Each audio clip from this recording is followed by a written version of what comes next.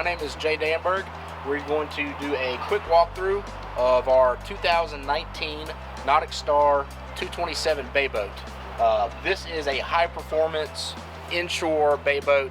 Gets in really skinny water, has great seating for the family, but you can also do a tournament serious inshore fishing. So let's do a quick little walkthrough. We've got some really nice amenities on this boat. Very comfortable fishing pedestal seat on the bow. You can also add one in the rear. You've got the upgraded hardtop with powder coat. You'll also notice this nice step in the hull that really helps the boat lift. It rides really good in rough chop, but one thing I love about this boat is it has the 3 pop-up seats in the rear. So if you have kids, it makes it really nice. Everybody has a seat on this boat. You've got 2 live wells, Yamaha 200, a lot of power on this boat.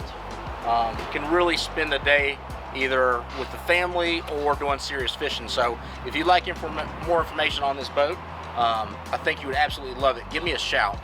Call me on my cell phone at 225-806-3403.